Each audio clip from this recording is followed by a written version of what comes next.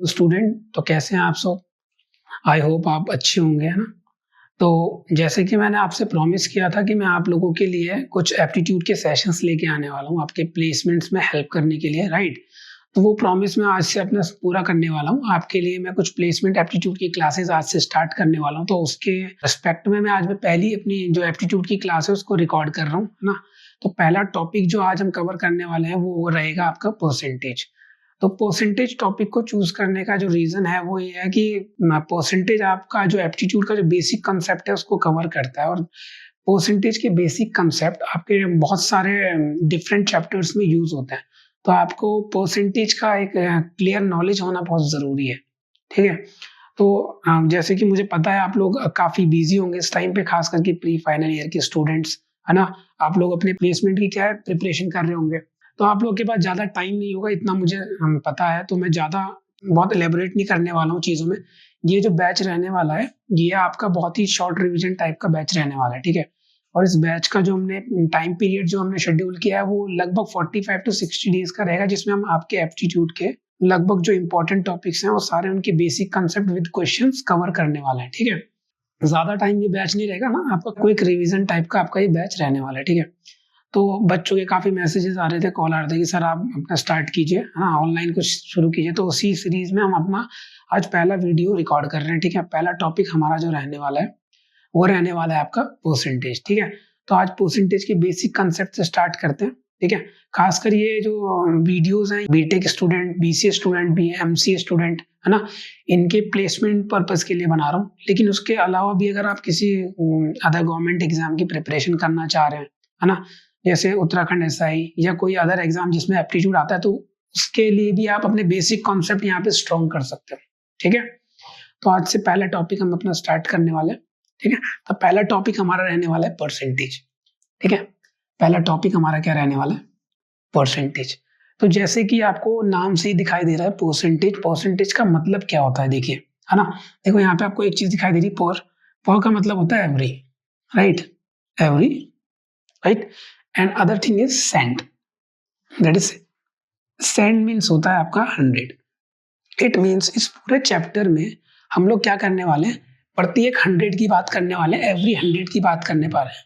मतलब यहाँ पे आपको जो भी वैल्यूज आपको गिवन होंगी या दिखाई देंगी, वो सभी को आप किससे रिलेट करने की कोशिश करोगे? 100 से। इट मीन्स यहाँ पे आपकी 100 क्या रहने वाली है?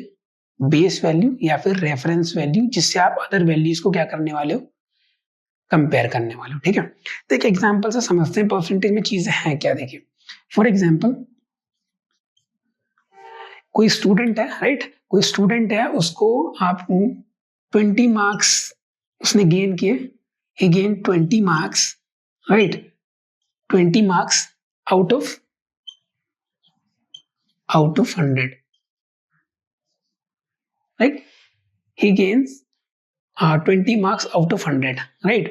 तो 20 मार्क्स आउट ऑफ 100, अगर इसको मुझे लिखना हो तो मैं कैसे लिखूंगा? इसको मैं लिखूंगा 20, राइट, डिवाइड बाई 100। इसको मैं कैसे लिख सकता हूँ? 20 डिवाइड बाई 100, राइट? अब 20 आपका क्या है? ये आपका मार्क्स गेन है, और 100 आपका क्या है? ये टोटल मार्क्स है ना? और आपको पता है कि मैं इसको डायरेक्टली ऐसे भी बोल सकता हूँ दैट स्टूडेंट गेट 20% मार्क्स, ठीक है? 20% में क्यों बोल रहा हूँ? बिकॉज यहाँ पे जो आपकी रेफरेंस वैल्यू है वो क्या है? 100 है। मतलब आप डिवाइड किस नंबर से कर रहे हो? 100 से कर रहे हो। इट मीन्स अगर किसी स्टूडेंट को 20 मार्क्स मिलते हैं आउट ऑफ 100, तो मैं डायरेक्टली बोल सकता हूँ कि उसको 20% मार्क्स एक एग्जाम में मिले, ठीक है? अगला एग्जाम्पल देखते हैं। मान लीजिए एक स्टूडेंट है, उसको 30 मार्क्स मिले या 40 ले लीजिए, 40 मार्क्स मिले आउट ऑफ 200, तो क्या मैं यहाँ पे बोल सकता हूँ कि इसको 40% मार्क्स मिले? बताइए, क्या मैं यहाँ पे लिख सकता हूँ कि इसको 40% मार्क्स मिले? देखिए, अगर मैं ये बोलता हूँ कि इसको 40% मार्क्स मिले तो ये बिल्कुल गलत होगा, क्योंकि आपको पता है कि परसेंटेज की जब भी हम बात करते हैं उस टाइम पे आपकी रेफरेंस वैल्यू या फिर कंपैरिजन वैल्यू जो रहती है हमेशा क्या रहती है? 100। लेकिन यहाँ पे आपकी वैल्यू क्या है? 200। तो मेरे को इसको कन्वर्ट करना पड़ेगा 100 में। जब मैं इसको 2 से डिवाइड करूंगा तो ये आएगा आपका 20, राइट, और इसको 2 से डिवाइड करूंगा तो आएगा 100। इट मीन्स ये कन्वर्ट हो गया 20/100। इट मीन्स अगर मैं बात करूं 40 मार्क्स आउट ऑफ 200 की, तो ये भी आपका 20% के ही इक्वल होगा। इट मीन्स परसेंटेज में आपकी जो रेफरेंस वैल्यू या फिर आपकी जो कंपैरिजन वैल्यू हमेशा रहने वाली है, या आपकी बेस वैल्यू जो रहने वाली है वो 100 रहेगी। आपको हमेशा किसी भी वैल्यू को अगर कंपेयर करना है, उसको 100 से हमेशा कंपेयर आपको करना पड़ेगा।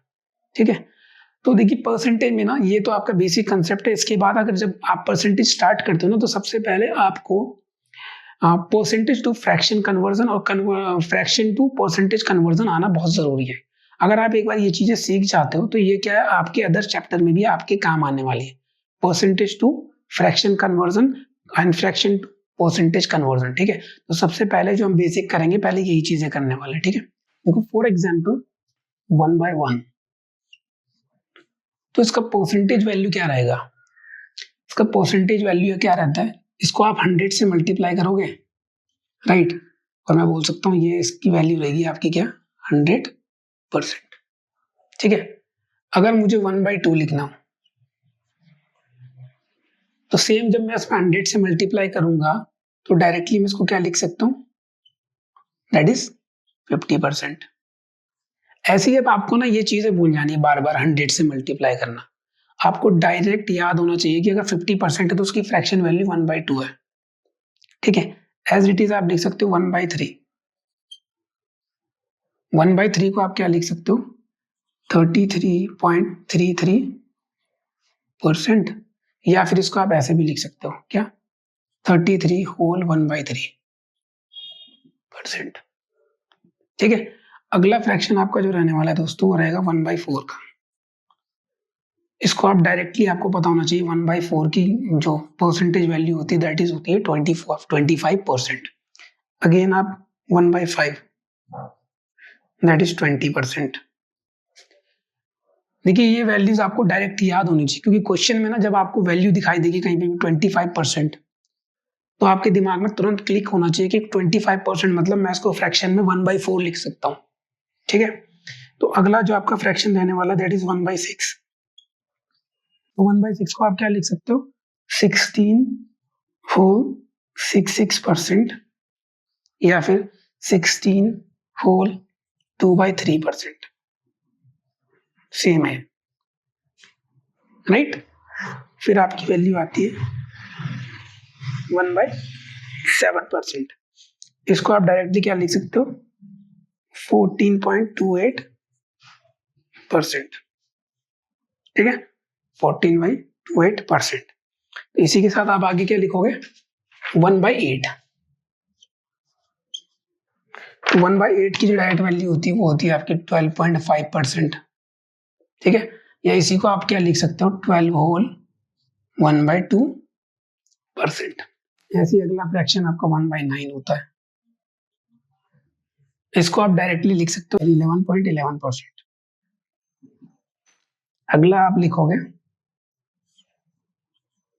1/10। इसको डायरेक्टली आप लिख सकते हो कितना, 10%। अगला आपका होता है 1/11। इसको आप क्या लिख सकते हो, क्या लिख सकते हो उसको, 9.09%। अगला आपका फ्रैक्शन है 1/12। ठीक है, 1/12 की आपकी जो वैल्यू रहने वाली है वो रहने वाली है 8.33%, या फिर आप इसको लिख सकते हो 8 होल 1/3%। ठीक है, अगला आपका रहने वाला है 1/13। 1/13 की जो वैल्यू आपकी रहने वाली है वो रहने वाली है 7.7%। फिर अगली वैल्यू आपकी जो है वो है 1/14। तो आपको यहाँ पे दिख भी रहा होगा 1/14। आपके पास यहाँ पे वैल्यू क्या है, देखिए 1/7 की वैल्यू है, राइट। 1/7 की वैल्यू क्या है, 14.28%। अगर मैं 1/7 को 2 से क्या कर दूं, डिवाइड कर दूं, 2 से डिवाइड कर, तो आपको वैल्यू 1/14 की वैल्यू भी मिल जाएगी। जैसे इसको आप 2 से डिवाइड करते हो ये इसकी हाफ हो जाएगी, दैट इज 7.14 30%, ठीक है, it is the half value of, फिर आपकी 1/15, 1/15 की वैल्यू क्या होने वाली, देखो आपको पता है 1/20, 1/5 की वैल्यू आपके पास है 20%, ठीक है। सेम अगर आप 1/5 को 2 से डिवाइड करते हो, सॉरी 3 से डिवाइड करते हो, अगर 1/5 को आप 3 से डिवाइड करते हो तो ये हो जाएगा आपका 1/15। इसका मतलब आपको इस परसेंटेज 20 को भी 3 से क्या करना पड़ेगा, डिवाइड करना पड़ेगा, और आपको क्या आएगा वैल्यू 6.33%, 6.33%, ठीक है। आप इसको क्या लिख सकते हो साथ में, 6 होल 1/3%। अगला जो फ्रैक्शन आपके लिए आने वाला है वो क्या होगा, यहाँ पे लिख देता हूँ एक फ्रैक्शन, ठीक है, 1/16। 1/16 की जो फ्रैक्शन वैल्यू होगी वो क्या होगी, 6.25%, या आप उसको डायरेक्टली लिख सकते हो क्या, 1/4%। तो ये आपके बेसिक्स कुछ फ्रैक्शंस की वैल्यू है जो आपको डायरेक्ट क्या होनी चाहिए, याद होनी चाहिए, क्योंकि जब आप क्वेश्चंस में इन परसेंटेज को देखोगे तो आपको या तो ये फ्रैक्शंस नहीं दिखाई देंगे, आपको दिखाई देंगे डायरेक्ट परसेंटेज। और अगर आप इस परसेंटेज के साथ क्वेश्चन को सॉल्व करने की कोशिश करते हो तो चीजें आपके लिए थोड़ी सी कॉम्प्लिकेटेड होने वाली है, आपकी जो कैलकुलेशन है वो थोड़ा क्या हो जाएगी, लेंदी हो जाएगी, ठीक है। तो अगर आपको उसके रिस्पेक्ट में ये फ्रैक्शन वैल्यूज याद है तो आप क्वेश्चन को इजीली सिंप्लीफाई कर सकते हो, ठीक है। इन फ्रैक्शंस की वजह से आपकी कैलकुलेशन भी थोड़ी सी क्या हो जाएगी, कम हो जाएगी, ठीक है, सिंप्लीफाई हो जाएगी, ठीक है। तो आपको ये सारे परसेंटेज वैल्यू कम से कम 1/16 तक परसेंटेज के फ्रैक्शन वैल्यूज क्या होने चाहिए, याद होने चाहिए आपके बेसिक कंसेप्ट को क्लियर करने के लिए, ठीक है। तो आप इसको उतार लीजिएगा। तो अब हम देखेंगे कि जो हमने फ्रैक्शन वैल्यूज अभी सीखी, उन फ्रैक्शन वैल्यूज का यूज कैसे करना है, उन परसेंटेज से फ्रैक्शन कन्वर्जन का यूज कैसे करना है, किस तरह के क्वेश्चंस में इनका हम यूज करने वाले हैं, ठीक है। फॉर एग्जांपल एक क्वेश्चन मेरे पास है, ठीक है, क्वेश्चन में देख लेता हूं एग्जांपल में। क्वेश्चन आपका 37.5% ऑफ 640, ठीक है, ये आपको फाइंड आउट करना है। फाइंड, यहाँ पे आप लिख दो फाइंड 37.5 ऑफ 640। तो देखो अगर आप यहाँ पे देखने वाले हो तो आप क्या करने वाले हो, अगर आप बेसिक में अगर आपको फ्रैक्शंस वैल्यू याद नहीं तो आप डायरेक्टली कैसे करोगे, इसको लिखोगे आप 640 मल्टीप्लाई 7.5 डिवाइड बाई 100। आप इसको ऐसे सॉल्व करने वाले हो, ठीक है। पर ऐसे क्या हो जाएगा, तो आपको पता है 3 डिजिट के कैलकुलेशन है, थोड़ा सा लेंथी आपके लिए चीज हो जाएगी। यहाँ पे चीजें थोड़ी सी कम वैल्यूज में दिखाई दे रहे हैं नंबर्स आपको, लेकिन जब आप क्वेश्चंस को डील करोगे किसी एग्जाम में वहां पे नंबर्स आपको थोड़े बड़े दिखाई देते हैं। तो वहां पे अगर आप इस सिंपल ट्रेडिशनल मेथड से जाते हो तो चीजें आपके लिए क्या हो जाएंगी, कॉम्प्लिकेटेड हो जाएंगी, है ना। तो उसको ईजी करने के लिए आप इसको डायरेक्टली कैसे कर सकते हैं, यानी कि फ्रैक्शन से कैसे कर सकते हैं। आपको ये दिख रहा है 37.5%, और आपको ये चीज भी नजर आ रही कि 37.5% कुछ नहीं है, ये क्या है आपका 3 टाइम ऑफ क्या है 12.5%। अगर आप 12.5 को 3 से मल्टीप्लाई करोगे आपको मिलेगा 37.5, ठीक है। और 12.5% इसका फ्रैक्शन वैल्यू मुझे पता है, इसका फ्रैक्शन वैल्यू क्या होता है 1/8। इसका मतलब अगर मुझे कहीं भी 12.5% दिखेगा मैं उसको डायरेक्टली लिख सकता हूँ 1/8। और मुझे ये पता है कि 12.5% 3 टाइम है किसका 37.5% का। तो क्या मैं इसको डायरेक्टली लिख सकता हूं 3 मल्टीप्लाई 1/8 ऐसा, और ये चेंज होके कुछ ऐसा हो जाएगा 3/8%, सॉरी 3/8 फ्रैक्शन में। तो अगर मुझे कहीं पे भी दिखाई दे 37.5% ऑफ 62 तो मुझे डायरेक्टली इतना चीजें नहीं करनी है, इतना कैलकुलेट नहीं करना है। मुझे पता है 37.5% 12.5% का 3 टाइम है, तो मैं इसको डायरेक्टली लिख सकता हूं 3/8। इट मीन्स मुझे क्या फाइंड आउट करना, 3/8 ऑफ 640, ठीक है। जैसे आप इसको डिवाइड करोगे यहाँ पे आपको मिलेगा 80 हो जाएगा आपका 3 × 80, डायरेक्टली आप लिख सकते हो 240। मीन्स अगर आपको इस तरह से परसेंटेज में क्वेश्चन दिखाई देता है तो आपको ये स्टेप्स को क्या करना है, स्किप करना है, डायरेक्ट ये चीज देखनी है। ठीक है, तो आपको अगर रेशियो की अच्छी नॉलेज हो जाएगी, तो आप बहुत सारे क्वेश्चंस को बहुत इजीली सॉल्व कर सकते हो। बहुत ज्यादा सिंप्लीफाई आपके लिए वैल्यूज होने वाली है। ठीक है, तो अगला एक एग्जांपल और देखते हैं कैसे यूज करना है। 43.75% ऑफ 352। ठीक है, अभी आपको पता है ये परसेंटेज है। ठीक है, इसको क्या मैं डायरेक्टली ऐसे लिख सकता हूं, यहां पे देखिएगा 50% माइनस क्या है, क्या आएगा -6.25% लिख सकता हूं ऐसे। इस परसेंटेज वैल्यू को क्या मैं ऐसे लिख सकता हूं, है ना, क्योंकि आपको पता है 50% की फ्रैक्शन वैल्यू 1/2 और 6.25 की फ्रैक्शन वैल्यू 1/16। डायरेक्टली इसको सॉल्व करूंगा, सॉल्व करने में मुझे क्या मिल जाएगा 7/16। इट मीन्स मेरे को क्या फाइंड आउट करना है, मैंने इसको परसेंटेज को इसमें फ्रैक्शन में चेंज कर लिया 7/16, तो मैं इसको डायरेक्टली लिख सकता हूँ 7/16 ऑफ 352।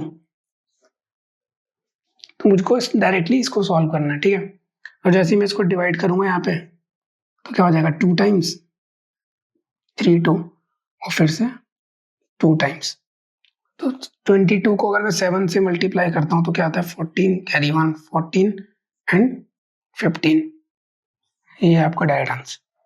तो दोस्तों अगर आपको परसेंटेज से फ्रैक्शन कन्वर्जन अच्छे से आता है, आपको याद है, ठीक है, आपको प्रैक्टिस अब इस तरह से बनाने की, ये चीजें लिखने की जरूरत ना पड़े, आप मन में इसका फ्रैक्शन बनाओ, डायरेक्टली आपको सिर्फ ये स्टेप लिखना है।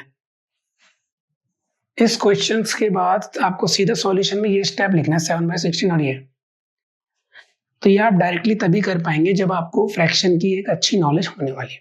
ठीक है, तो आपको फ्रैक्शन सिखाया इसलिए आता था कि आप बहुत सारे डिफिकल्ट परसेंटेज को क्या कर पाओ, इजीली कन्वर्ट कर पाओ किसमें, फ्रैक्शन में। ठीक है, एक अगला एग्जांपल देखते हैं। तो अगर मुझे निकालना हो 212.5% ऑफ 640, ठीक है, ये मुझे निकालना है यहाँ पे एग्जांपल में 212.5% ऑफ 640। तो आपको ये दिखाई दे रहा है यहाँ पे 212.5, तो इसको मैं डायरेक्टली क्या लिख सकता हूँ 200 प्लस 12.5%, है ना। मुझे सीधा पता है कि 200 का जो फ्रैक्शन फॉर्म आएगा वो आएगा 2 और 12.5 का फ्रैक्शन वैल्यू क्या होता है 1/8। इसको मैं जैसे सॉल्व करूंगा क्या आएगा, जैसे आप 8 से मल्टीप्लाई करोगे क्या हो जाएगा 17/8, ये आपका फ्रैक्शन वैल्यू निकल गया है इतने का। इसका मतलब आपको 17/8 निकालना है किसका, 640 का। इससे इसको डिवाइड करोगे आएगा आपका 80 टाइम, फिर इसको आपको मल्टीप्लाई करना है, फिर कैरी 5 8 1 जा 8 30 और 0, ये आपका आंसर रहने वाला है यहाँ पे। तो इसलिए आपको फ्रैक्शंस दिए जाते हैं ताकि आप इस कॉम्प्लिकेटेड परसेंटेज को सिंप्लीफाई फॉर्म में कन्वर्ट कर पाओ डायरेक्ट, और उसके बाद आप सॉल्व कर सकते हो इन इजी क्वेश्चंस को। ठीक है, सो अगला कॉन्सेप्ट हमारा जो है फ्रैक्शन के बाद, that is multiplying factor.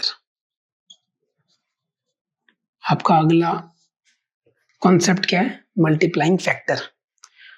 By what factor I have to multiply, right, by what factor I have to multiply, right, multiplying factor. ठीक है, फॉर एग्जाम्पल आपके पास एक क्वेश्चन है, if 880 is decreased by 87.5%, then what is the remaining value. ठीक है, remaining value क्या रहेगी। अब आपको पता है कोई नंबर है 8 80, ठीक है, इसको हमने डिक्रीज कर दिया कितने टाइम, 87.5%, राइट, 87.5% टाइम हमने इसको क्या कर दिया, रिड्यूस कर दिया। क्या मैं इसको लिख सकता हूं, क्या मैं इस 87.5% को लिख सकता हूँ 100% माइनस 12.5%, यानी कि फ्रैक्शन हो जाएगा इसका 100 का 1 हो जाएगा, इसका हो जाएगा 1/8, ठीक है, 1 माइनस 1/8। तो डायरेक्टली मैं इसको क्या सॉल्व करूंगा तो क्या आएगा 7/8 फ्रैक्शन, 7/8। अब इस 7/8 का मतलब क्या है समझो। देखो जब भी आप फ्रैक्शन में दो नंबर्स को लिखते हो ना, एक आपका न्यूमरेटर में रहता है, राइट, एक आपका रहता है न्यूमरेटर, एक रहता है आपका डिनोमिनेटर। तो न्यूमरेटर और डिनोमिनेटर में फर्क क्या है, देखो देखो यहाँ पे ना डिनोमिनेटर में आप हमेशा वैल्यू रखते हो आपकी इनिशियल वैल्यू या फिर आपकी बेस वैल्यू, और न्यूमरेटर में आपका हमेशा वही चीज आती है जिसके बारे में हम बात कर रहे हैं, कोई परसेंटेज इंक्रीज हो रहा है, कोई परसेंटेज डिक्रीज हो रहा है, उसको आप क्या रखते हो न्यूमरेटर में, ठीक है। तो यहाँ पे मेरे को फ्रैक्शन क्या मिला, दैट इज 7/8, यानी कि क्या मैं बोल सकता हूं कि कोई नंबर था आपका इनिशियली 8 रेशियो, उसमें से आपने 7 रेशियोज वैल्यू कम कर दी, तो कितना बचेगा। अगर आप 8 में से 7 रेशियोज को कम कर देते हो, 8 माइनस 7, तो आपकी जो वैल्यू बचती है वो बचती है 1/8, ठीक है। तो यहाँ पे सेम चीज हो रही है, देखो यहाँ पे लिखा है 880 इज डिक्रीज बाय 87.5%, तो आपकी इनिशियल वैल्यू यहाँ पे क्या थी 880, और यहाँ पे आपका 880 नोट कर रहा है 8 रेशियो को, इसमें से आपका 87.5% क्या हो गया, डिक्रीज हो गया। इट मीन्स यहाँ पे आपका 7 रेशियो डिक्रीज हो गया, ठीक है। और आपसे रिमेनिंग वैल्यू पूछ रहा है, तो अगर आपका 7/8 वैल्यू आपकी डिक्रीज हो जाती है तो जो रिमेनिंग वैल्यू क्या रहेगी 1/8। इसका मतलब यहाँ पे आपका 880 का 1/8 निकालना है आपको अपने आंसर के लिए। तो आपसे ही पूछ रहा है 880 का क्या पूछ रहा है 1/8 डायरेक्टली, तो आप इसको सॉल्व कर सकते हो। यहाँ पे आ जाएगा आपको 110 इज योर आंसर। देखिए जब आपको परसेंटेज का या फ्रैक्शन का नॉलेज अच्छा हो जाता है ना, तो आपको ये चीजें इतनी करने की जरूरत नहीं है, डायरेक्टली आपको पता है 880 इज डिक्रीज बाय 87.5%। इसका मतलब देखो कोई भी चीज इनिशियली क्या होगी, इनिशियली कोई भी चीज क्या होने वाली है 100% होने वाली है, 100%। कोई भी चीज है इनिशियली आपकी क्या रहने वाली है 100% रहने वाली है, और जो भी परसेंटेज इंक्रीमेंट या डिक्रीमेंट होगा वो आप अप्लाई करोगे इस 100% पे हमेशा, ठीक है। तो जब ये 87.5% रिड्यूस हुआ कोई नंबर, तो इसका मतलब शुरू में 880 क्या रहा होगा 100% रहा होगा, और जब आपने इसको 87.5% से रिड्यूस कर दिया तो आपका रिमेनिंग वैल्यू क्या बची होगी 100% में से। अगर आप 87.5% को रिड्यूस कर देते हो तो बचता क्या है 12.5%, और आपको डायरेक्टली पता है कि जो रिमेनिंग वैल्यू 12.5% है उसका फ्रैक्शन होता है 1/8। इसका मतलब आपको जो रिमेनिंग बचा होगा वो 880 का 1/8 बचा होगा। तो आपको इतना सब कुछ लिखने की जरूरत नहीं है, आपको डायरेक्ट इन फ्रैक्शंस के साथ खेलना है मल्टीप्लाइंग फैक्टर में, ठीक है। दोस्तों अगला जो कंसेप्ट हम आज डिस्कस करने वाले हैं वो है आपका सक्सेसिव इंक्रीज और सक्सेसिव डिक्रीज कॉन्सेप्ट, राइट। देखिए सक्सेसिव इंक्रीज और सक्सेसिव डिक्रीज कॉन्सेप्ट है क्या। देखिए जब किसी भी चीज पे, किसी आर्टिकल पे, किसी नंबर पे दो या दो से ज्यादा परसेंटेज इंक्रीज या परसेंटेज डिक्रीज, हाँ सक्सेसिव परसेंटेज इंक्रीज या सक्सेसिव परसेंटेज डिक्रीज क्या करते हैं हम अप्लाई करते हैं, तो उसका नेट इफेक्ट क्या बचता है उसी को हम क्या बोलते हैं सक्सेसिव इंक्रीमेंट और डिक्रीमेंट केस। फॉर एग्जांपल आपने कंपाउंड इंटरेस्ट वाला कॉन्सेप्ट पता होगा आपको। फॉर एग्जांपल आपका इनिशियली कोई नंबर है, मान लीजिए 100 है, इनिशियली आपका कोई नंबर 100 है, ठीक है। आपने क्या किया, इस नंबर को पहले 10% रिड्यूस कर दिया, क्या कर दिया 10% क्या कर दिया रिड्यूस कर दिया, तो ये आपका नंबर कितना होने वाला है 90 हो जाएगा, 90 10% रिड्यूस किया। और उसके बाद सक्सेसिवली इसके बाद एक बार फिर से आपने क्या कर दिया, उसको 20% और डिक्रीज कर दिया, अब क्या हो जाएगा, तो कुछ बच्चे क्या करते हैं, जब भी सक्सेसिव इंक्रीमेंट में आप परसेंटेज को अप्लाई करते हो, कुछ बच्चे डायरेक्टली ऐड कर देंगे 10% रिड्यूस, 20% रिड्यूस, मतलब टोटल 30% रिड्यूस। ठीक है, तो यहाँ पे हमको क्या करना होता है, डायरेक्टली रिड्यूस नहीं करना होता कभी भी। सक्सेसिव का मतलब ये है कि पहले एक परसेंटेज अप्लाई होगा, है ना, वन अनदर वाला कॉन्सेप्ट यूज होगा यहाँ पे।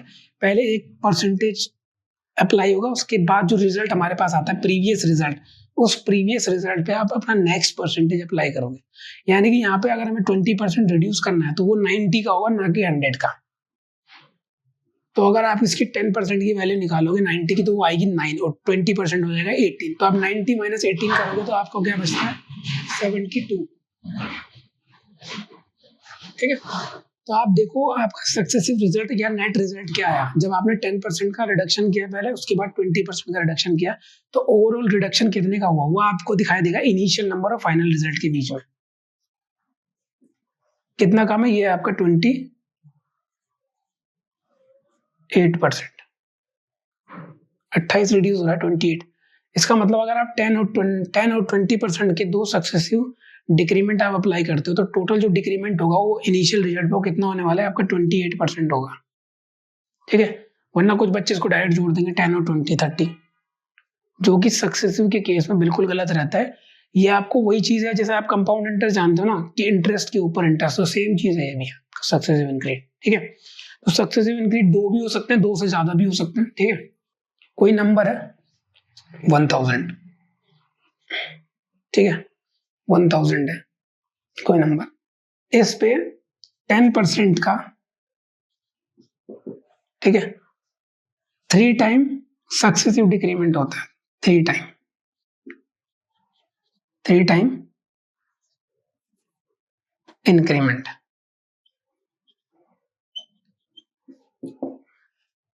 1000 एक नंबर है जिसपे आप क्या कर रहे हो, आपने 10% का 3 टाइम सक्सेसिव इंक्रीमेंट किया, तो टोटल नेट रिजल्ट क्या होगा।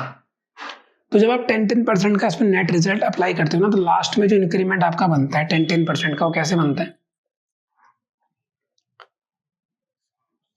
पहले ये 10% अप्लाई होगा इसमें, जब इसका आपको 10% ऐड करोगे तो क्या आएगा आपका 110। उसके बाद आप फिर से क्या करोगे, 10% ऐड करोगे यहाँ पे। अब इसका 10% का इंक्रीमेंट कितना होगा, इसका 10%, यानी कि अब इसमें ऐड करोगे 110, ये हो जाएगा 1210। ठीक है, और अगला जो आप इसमें 10% का इंक्रीमेंट करोगे वो इसमें ऐड होगा, वो होगा इसका 10%। तो इसका 10% कितना हो गया, इसका 10% होगा आपका ये। ठीक है, यानी कि वो अमाउंट आपका कितना हो जाएगा, 1330 हो जाएगा। लगभग इतना आपका क्या होने वाला है, इंक्रीमेंट होने वाला है। मतलब आपको एक के बाद एक अप्लाई करते चले जाना है। ठीक है, अभी आपको सक्सेसिव इंक्रीमेंट में जब आपको समझना है कि जैसे परसेंटेज बहुत हाई है, तो आप एक फॉर्मूले से भी यूज कर सकते हो, सक्सेसिव इंक्रीमेंट का फॉर्मूला। तो सक्सेसिव इंक्रीमेंट का जो फॉर्मूला है, फॉर्मूला क्या रहने वाला है आपका, वो फॉर्मूला आपका रहता है a plus b plus a into B divide by 100। ये आपका सक्सेसिव इंक्रीमेंट का नेट रिजल्ट निकालने का फॉर्मूला है। मतलब यहाँ पे आपका ए होता है आपका फर्स्ट परसेंटेज, बी होता है आपका सेकंड परसेंटेज। फॉर एग्जांपल मैंने पहले 20% का इंक्रीमेंट अप्लाई किया किसी नंबर पे, और फिर किया 30% का इंक्रीमेंट, तो टोटल जो नेट रिजल्ट आएगा मेरी इनिशियल वैल्यू पे, वो क्या आएगा, मैं इस फॉर्मूले से निकाल सकता हूँ। यहाँ पे रखो वैल्यू, पहला परसेंटेज इंक्रीमेंट ए हो गया आपका 20% और बी आपका क्या हो गया 30%। ठीक है, प्लस करोगे 20, ये जैसे आपने इस फॉर्मूले में वैल्यू रखी अपनी, आपने यहाँ से 0 कट किया। ठीक है, इसको डायरेक्ट ऐड करोगे, ये हो जाएगा 50% प्लस कितना है यहाँ पे 6, तो टोटल आपका जो रहने वाला है 56%। इसका मतलब जब आप किसी क्वांटिटी पे 20% और 30% के दो सक्सेसिव इंक्रीमेंट लगाओगे, तो फाइनल रिजल्ट में 56% का इंक्रीज होने वाला है। ठीक है, सेम चीज यहाँ पे रिडक्शन वाले केस में भी हो सकती है। अगर मैं यहाँ पे ये आपका इंक्रीमेंट, अगर मैं यहाँ पे 30% का रिडक्शन कर दूं, मीन्स पहले 20% का इंक्रीमेंट हुआ, फिर 30% का क्या हुआ, रिडक्शन हुआ, तो टोटल रिजल्ट में क्या फर्क पड़ेगा। तो उस केस में आपको 30 को प्लस ना लेके माइनस लेना है, क्योंकि यहाँ पे क्या हो रहा है, रिडक्शन हो रहा है। तो उस केस में आप क्या करोगे, यहाँ पे रिडक्शन ले लो, और जैसे ही आप यहाँ रिडक्शन लोगे तो यहाँ मल्टीप्लाई में भी -30 आएगा, और उसके बाद जब आप इसको सॉल्व करते हो तो ये आपका हो जाएगा 20 - 30, मतलब माइनस का 10 यहाँ बचेगा आपके पास, प्लस माइनस माइनस यहाँ पे आप मल्टीप्लाई करोगे 6, तो -10 और -6, ये आपको हो जाएगा टोटल -16%।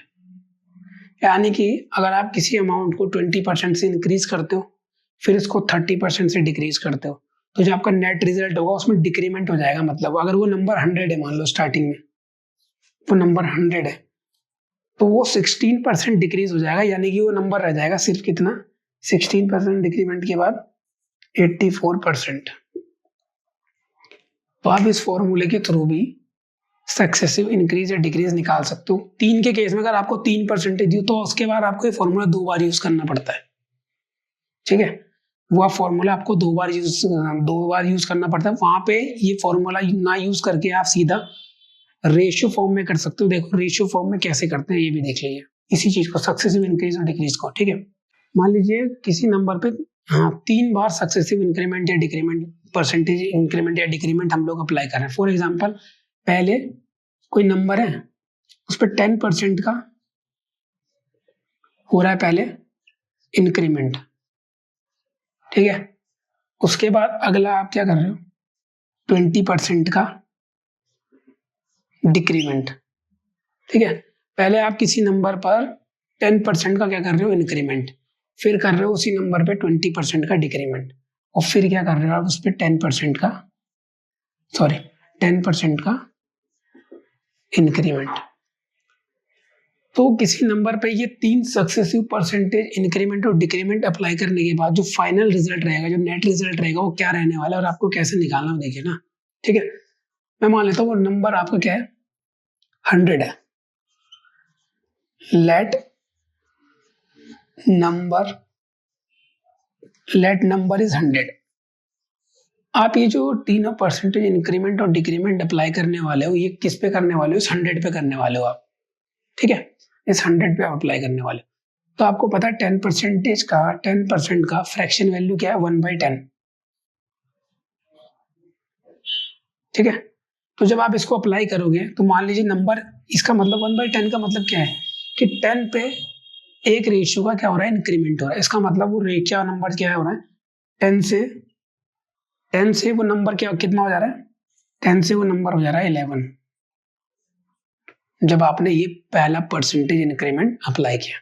सेम आप यहाँ देखो 20%, इस 20% का फ्रैक्शन वैल्यू क्या है, दैट इज 1/5, और ये हो रहा है आपका डिक्रीमेंट।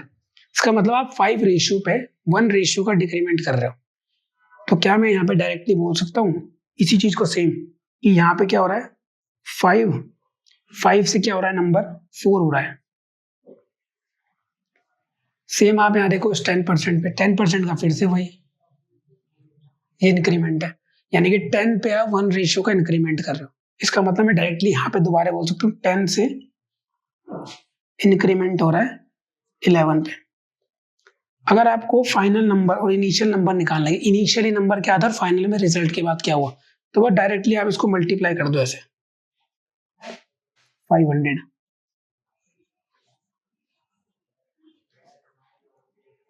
इलेवन को 11 से मल्टीप्लाई करोगे क्या आएगा, 11 को 11 से मल्टीप्लाई करोगे आएगा आपका 121 मल्टीप्लाई बाई 4। यहाँ पे इन तीनों को भी मल्टीप्लाई करना है आपको, ठीक है। 4 से करोगे 4 8 4, तो ये आपका आ जाएगा 484। मीन्स आपका इनिशियली नंबर था 500 रेशो, आप इसको नंबर को बड़ा कर लो थोड़ा समझने के लिए, 1000 हो गए मान लीजिए वो नंबर 1000 था, ठीक है। तो ये आपका मान लीजिए इनिशियली आपका नंबर 500 रेशियो था, लास्ट में हो जाएगा 484 रेशियो, ठीक है। अब यहाँ पे देखो इनिशियली नंबर क्या था आपका, 1000 और रेशियो में क्या निकल के आ रहा है 500। इसका मतलब 500 रेशियो की वैल्यू क्या है, डायरेक्टली 1000 है। ठीक है, इसको मैं मिटा देता हूं। यानी कि 500 रेशियो की जो वैल्यू है वो आपकी 1000 के बराबर, तो 1 रेशियो की वैल्यू क्या हो जाएगी 2 रेशियो 2 के बराबर। यहाँ पे 1 रेशियो आपका 2 के बराबर हो जाएगा। और लास्ट में जो आपका फाइनल रिजल्ट आता है वो क्या आता है 484 रेशियोज, और 1 रेशियो की वैल्यू क्या है 2 है, तो आप इसको जैसे 2 से मल्टीप्लाई करोगे आपको अपना फाइनल रिजल्ट मिल जाएगा। बस ये आप करो 8, 16 का 6, कैरी लगा 1, 8 और 1 9, यानी कि आपका वो नंबर क्या हो जाएगा 1000 से क्या हो जाएगा 968 हो जाएगा जब आप ये 3 सक्सेसिव इंक्रीमेंट अप्लाई करोगे। तो इस तरह से आपको सक्सेसिव इंक्रीज या डिक्रीज का कॉन्सेप्ट को अप्लाई करना है चीज। ठीक है, तो दोस्तों आज के लिए सिर्फ इतना ही। अगला जो आपको पार्ट परसेंटेज का मिलने वाला है वो अगली वीडियो में मिलेगा। ठीक है, तो आगे के जो कॉन्सेप्ट है वो हम अगली वीडियो में कवर करने वाले हैं।